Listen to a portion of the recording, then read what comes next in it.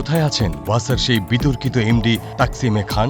গত 12 বছরে ওয়াসার এমডির বেতন বেড়েছে 421%। আওয়ামী লীগ সরকার শাসনামলে আলোচিত সমালোচিত চরিত্র ঢাকা ওয়াসার ব্যবস্থাপনা পরিচালক তাকসিম খান 2009 সালে ঢাকা ওয়াসার ব্যবস্থাপনা পরিচালক পদে প্রথমবারের মতো নিয়োগ পেয়েছিলেন তাকসিম খান। এরপর 6 দফায় তার মেয়াদ বাড়ে। সর্বশেষ তার নিয়োগের সময় জানা যায়, গত 12 বছরে ওয়াসার এমডির বেতন বেড়েছে 421%।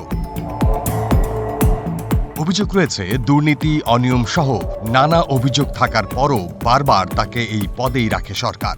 এ সময় তাকসিম খান এমন অসাধারণ কিছু করেননি যাতে তার ক্ষমতার মেয়াদ বেড়েছে। এ নিয়ে নানা সময়ে হয়েছে সমালোচনা। তারপরেও বহাল তবিয়তেই ছিলেন তাকসিম।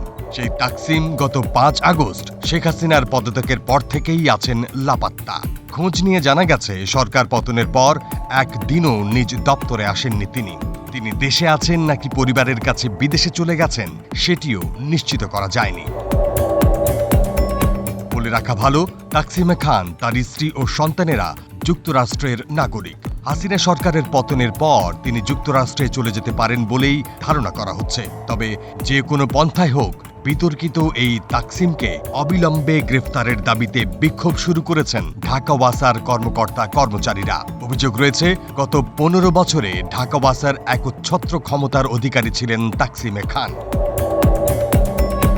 ওয়াসা আইন অনুযায়ী ঢাকা ওয়াসা পরিচালিত হওয়ার কথা বোর্ডের সিদ্ধান্ত অনুযায়ী। তবে অনেক ক্ষেত্রেই বোর্ডকে পাশ কাটিয়ে ঢাকা ওয়াসাকে পরিচালনা করেছেন তাকসিম। এ নিয়ে বোর্ডের চেয়ারম্যানের সঙ্গে দ্বন্দ্বের ঘটনা ঘটে। এতে তাকসিমের কিছুই হয়নি, বরং তার অনিয়ম, অপচয় ও দুর্নীতির বিরুদ্ধে মন্ত্রণালয়ে অভিযোগ দেয়ায় সরে যেতে হয় সংস্থাটির সাবেক চেয়ারম্যান গোলাম মোস্তফাকে। ঢাকা ওয়াসার একাধিক সূত্র থেকে জানা গেছে, শেখ হাসিনার দেশত্যাগের পর ঢাকা ওয়াসা কার্যালয়ে আসেননি তাকসিম খান। তিনি গুলশানে ওয়াসার চেয়ারম্যানের বাসভবনেও যাননি। এখন কোথায় আছেন সেটাও জানা যায়নি।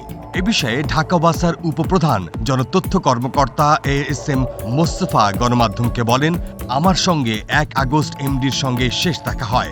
এরপর তার সঙ্গে আর কথাও হয়নি। তিনি কোথায় আছেন এই বিষয়ে আমার কাছে কোনো তথ্য নেই।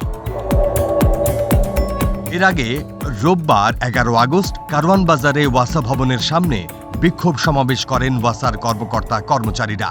ঢাকা ওয়াসার কর্মকর্তা কর্মচারী ঐক্য পরিষদের ব্যানারে অনুষ্ঠিত সমাবেশে সংগঠনের সভাপতি মোজাম্মেল হক জানান, তাকসিমের অন্যায় কাজের প্রতিবাদ করলে নেমে আসত খড়গ। কারণ ছাড়াই চাকরিচ্যুত করা হতো। কয়েকজন চাকরিতে যোগদানের বিষয়ে আদালতের আদেশ নিয়ে আসার পরও চাকরি করতে দেয়া হয়নি। ঢাকা ওয়াসার এমডি হিসেবে তাকসিমের মাসিক বেতন বর্তমানে 6,25,000 টাকা। সর্বশেষ করোনা মহামারীর মধ্যে সবাই যখন বিপাকে, তখন 1 লাফে তার বেতন বাড়ানো হয়েছিল 2.25 লাখ।